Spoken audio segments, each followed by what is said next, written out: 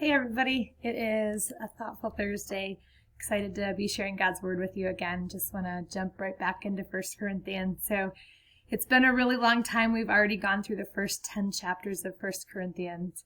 And in case you've forgotten, one of the main themes of 1 Corinthians is progressive sanctification. What does it look like for us to live like who we are? So justification is what Christ did on the cross for us and what he does when we're his. But then we become more like us. So he says on justification, you are holy, but then we can start to live lives that represent who we actually are. And that's what the Corinthians were struggling with. And to be honest, that's what we all struggle with too. So there's a lot in chapter 11. I would encourage you to read it. Lots of it is really confusing, just lest you not think I'm copping out. Men and women have different roles. God has created us differently. Do women have to cover their heads? Well, you see, I am praying and reading God's Word, and I don't. So I do feel like that is a cultural thing that Paul was talking about that talks about a principle that's bigger than that. So you can definitely talk to your pastor or a trusted person about that. Or I'm happy to talk about it too, but I think the more important thing here we can get at by looking at a different part of this chapter. So I'm going to read to you 1 Corinthians chapter 11, verses 17 to 24. Here's what it says. In the following directives, I have no praise for you, for your meetings do more harm than good. In the first place, I hear that when you come together as a church, there are divisions among you, and to some extent, I believe it. No doubt there have to be differences among you to show which of you have God's approval.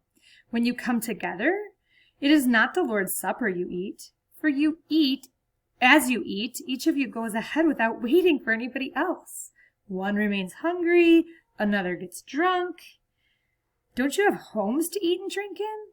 Or do you despise the church of God and humiliate those who have nothing? What shall I say to you? Shall I praise you for this? Certainly not. For I received from the Lord what I also passed on to you. The Lord Jesus, on the night he was betrayed, took bread, and when he had given thanks, he broke it and said, "This is my body, which is for you. Do this in remembrance of me." So, what's going on here? We've got the Corinthians, and they're struggling again. They are coming to the Lord's Supper and treating it as kind of a me. What can I get out of this? And so people are pushing ahead in line. I can just kind of envision like some sort of crazy church potluck where, there's people mounding their plates and people getting nothing and just no care from each other. And what he says is that's not what God has called us to do. And it comes back to a common theme that he's shared with us so far, and that is, it's not about you. So often we think about church and most other things in life, to be honest, about what can we get from them. And I would say the American church is definitely suffering from this problem. And so what happens is we go to a church and we say, do I like the music good enough? Or are they going to have a program? Or do they have people my age? Am I going to get things for me out of it? It's the same thing that the people in Corinth were doing. You might be appalled and think, I would never push somebody out of the way on the way to the communion table. Or I would never hoard it or get drunk on communion. But we do the same thing if we try to dress our church in an aspect of what can I get? And if it doesn't give me what I want, well, then I guess I'll move on and find a better church. That's not the attitude that Paul's asking the Corinthians to have, and that's not the attitude that we need to have either.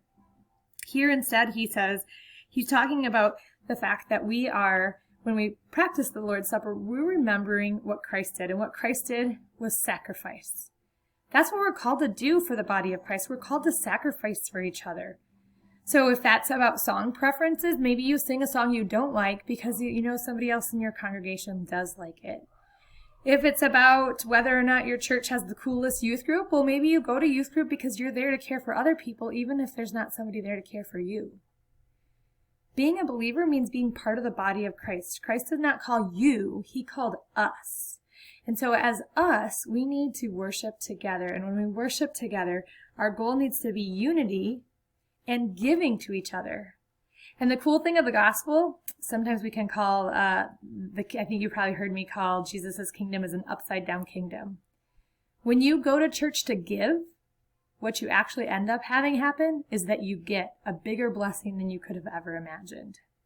So my challenge to you, as always, read God's word, you need to do something with it, is to think, what's your attitude towards church? Where is places that you're serving and giving? Is that your motivation? Or is it, what can I get? Or it's boring, especially now that we're online for church. Maybe you're like, these sermons are no good. I'm going to listen to somebody else. But what could you do? Could you pray for your pastor in this time? Could you shoot them an email and thank them for the time they're putting in to teach you God's word in this unusual circumstance? Could you reach out to one of the elderly people in your congregation? Not because it's going to do anything for you, but because you want to care for them. And that's how we worship. We worship as a body. And if there's part of our body that's hurting, then we should all be hurting. So, good to hear from you. Please check out 1 Corinthians, get back in, read God's word, and I would love to hear your thoughts on it. Have a great day, everybody.